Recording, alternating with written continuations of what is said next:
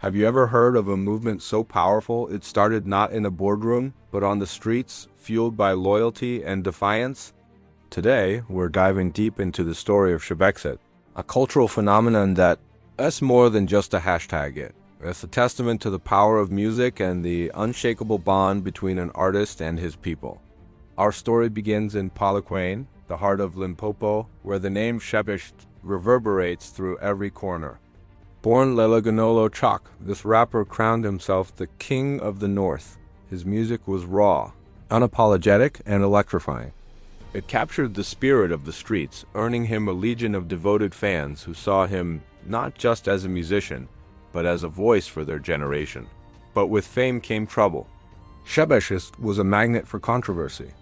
His journey was a turbulent mix of chart-topping hits and headline-grabbing chaos. He was a force of nature, but that same energy often led him down a rocky path. By late 2025, the storm that had been brewing finally broke. The courts became a second home for him. Allegations swirled around him, forged signatures, public altercations. A string of conflicts that painted a picture of a star spiraling out of control. The music world that had once celebrated his raw talent now seemed to turn its back on him. The industry, the media, the critics, they all saw him as a liability, a cautionary tale. The final blow came when the magistrate's gavel fell, delivering a sentence that would silence the king of the north. Shebeshxt was ordered to remain behind bars until January 2026. For many, this was the end of the line. The final chapter in the chaotic saga of Shebexit. The industry breathed a sigh of relief, ready to move on. But they underestimated his fans. They underestimated the power of the streets. While the mainstream world was busy writing his obituary, his loyal followers were lighting a fire. This wasn't an ending for them. It was a declaration of war. A war against the system they felt had unfairly cast out their hero. And from the ashes of this perceived betrayal, a new movement was born. They called it Shebexit. So what exactly was Shebexit? Don't get it twisted, this wasn't a political campaign or some formal protest. Shebexit was a raw, organic, grassroots movement. It was a symbolic exit from the mainstream music industry that had rejected Shebexit. It was his fans, his people, saying, if you won't give him a stage, we'll build our own. The movement exploded online almost overnight. The hashtag Shebexit, it became a digital battleground. It trended for weeks, a whirlwind of memes celebrating his rebellious spirit. Fan-made freestyles over his beats and powerful messages of solidarity. It was a digital fortress built to protect their king. But Shebexit wasn't just confined to the internet. It spilled out onto the streets where his music truly belonged. In taxi ranks, townships, and community parks, something incredible started happening. Young, aspiring artists began organizing impromptu concerts. They called them Shebexit sessions. Armed with nothing but a speaker and a microphone, they performed Shebexit's songs, shared their own music inspired by him, and kept his rebellious energy alive. These sessions became a symbol of defiance, a way of showing the world that his voice could not be caged. At its core, Shebexit was a cultural rebellion. It was a generation of young people in Limpopo and beyond refusing to let scandals and controversy define their hero. It was about reclaiming their identity, their sound, and their pride.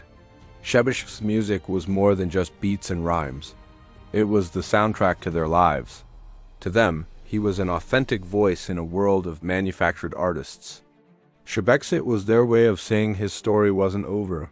It was their way of protecting the unfiltered, untamed sound of Limpopo. Locked away far from the streets where his name was being chanted, Shebexit started hearing whispers of the movement. Letters flooded his cell, each one a testament to the loyalty of his fans. They told him about hashtag Shebexit, about the street concerts, about the kids who were keeping his legacy alive. For the first time in months, a glimmer of hope pierced through the darkness of his confinement. The realization that he wasn't forgotten, that his people were fighting for him, sparked something within him. Inspired and re-energized, he began to write again. On scraps of paper, on the back of letters, he scribbled down his thoughts. The lyrics poured out of him verses about freedom, betrayal, resilience, and redemption. His prison cell transformed from a place of punishment into a creative sanctuary. He was no longer just a prisoner. He was an artist preparing for his comeback, fueled by the love of his fans. He started to see a future beyond the prison walls. He began to imagine the day of his release. He wouldn't walk out as a disgraced rapper, head bowed in shame. No, he would emerge as the leader of a cultural exodus, the face of Shebexit. He decided then and there that his music would no longer be a plea for acceptance from radio stations or record labels. He didn't need their validation anymore.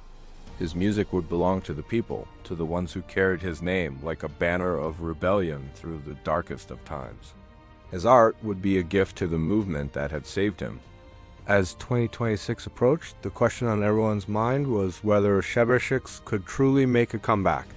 Would the industry forgive him? Would his time away diminish his star power? But in a way, the answer to those questions no longer mattered as much, because Shebexit had already succeeded. The movement had taken on a life of its own, becoming something bigger than just one man. It was about an entire generation finding its voice and refusing to be silenced. Shebexit became a symbol of breaking away from judgment. It stood for carving out a space for raw, unfiltered, and authentic voices in a world that often demands conformity. In the taverns of Limpopo and the backyards of Gauteng, the word Shebexit now carried a new weight. It meant loyalty. It meant defiance. It meant community. It meant that even when the world tries to shut you down, your people can lift you up higher than ever before. And so the story of Shebexit evolved from a hashtag into a legend. It's not a story about politics or policies.